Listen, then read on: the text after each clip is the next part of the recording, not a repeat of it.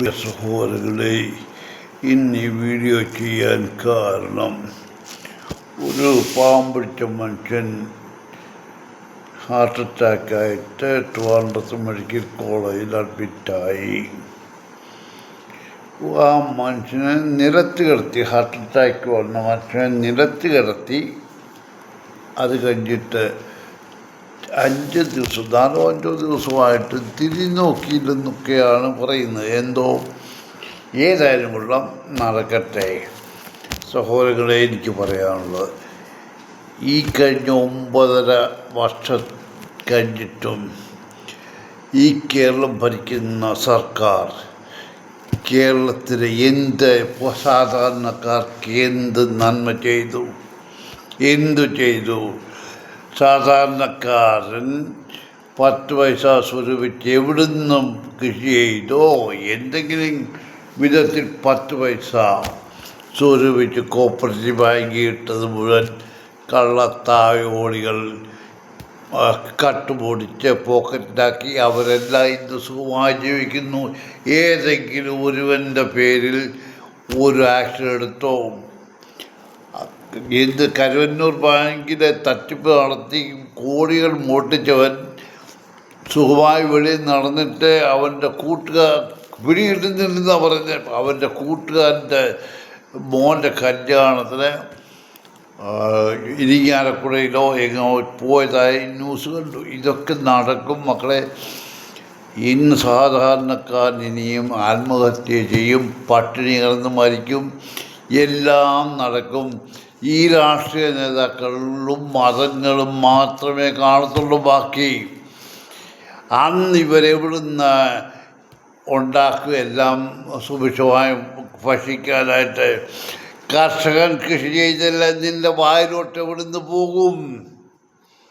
ഞാൻ ചോദിക്കുന്നതാ. എല്ലാം കൊണ്ടും സുരക്ഷിതമായ കേരളത്തിലെ മുഖ്യമന്ത്രിയും മന്ത്രിമാരും കൂടെ ലോകം ചുറ്റിയതുപോലെ ഇന്ത്യയിലെ ഏത് സംസ്ഥാനത്തു നിന്ന് എത്ര മുഖ്യമന്ത്രിമാർ വിദേശത്ത് പോയി, എത്ര മന്ത്രിമാർ വിദേശ പര്യടനം നടത്തി?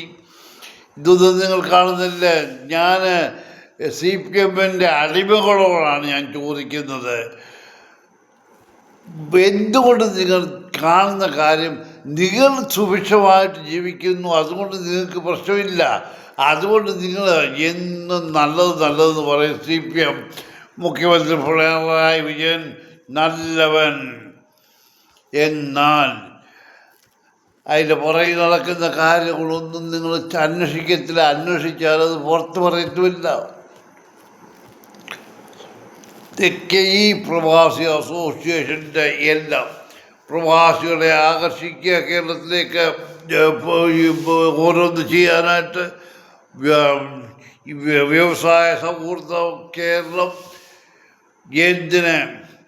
ഇപ്പോൾ നടക്കുന്ന കാര്യങ്ങൾ എല്ലാം എന്ത് കാരണം കൊണ്ടാണെന്ന് മനസ്സിലാക്കണം. അതായത് ഗവൺമെൻറ്റിൽ ഇപ്പോൾ പല പ്രാവശ്യവും ഞാൻ കേട്ടിട്ടുള്ളതാണ്, ഇന്ന ആൾ പറഞ്ഞ് ഇന്നത് ചെയ്യാനായിട്ട് ഞാൻ ചെയ്തു.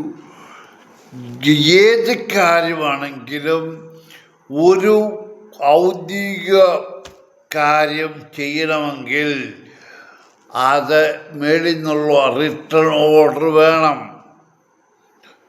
അല്ലാതെ ഇനിയിപ്പോൾ ദേവസ്വം ബോർഡിൽ തന്നെ ഈ ശബരിമല സ്വർണ്ണത്തിൻ്റെ മോഷണത്തെക്കുറിച്ച് തന്നെ പറഞ്ഞാൽ ഇന്ന ആൾ പറഞ്ഞു കൊടുത്തേക്കാൻ, കഴിഞ്ഞില്ല, ആൾ അകത്ത്, ആൾ കുറ്റക്കാരനാ. ആളുടെ ലെറ്റർ ഇന്ത്യയിലുണ്ടോ? ഇല്ല. ഇപ്പോൾ എനിക്ക് വായിച്ചോന്ന് പറഞ്ഞിട്ട് തോന്നുന്നത് ചെയ്യാമല്ലോ. ഇപ്പോൾ മുഖ്യമന്ത്രി പറഞ്ഞു ഇങ്ങനെ ചെയ്യാൻ പറഞ്ഞ് ഞാനങ്ങ് പറഞ്ഞാൽ മതിയോ?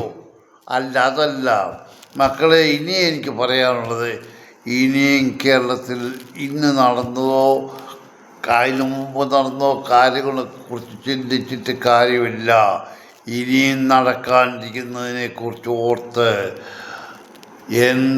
എങ്ങനെ ജീവിക്കുമെന്ന് നിങ്ങൾ തന്നെ ചിന്തിക്കുക.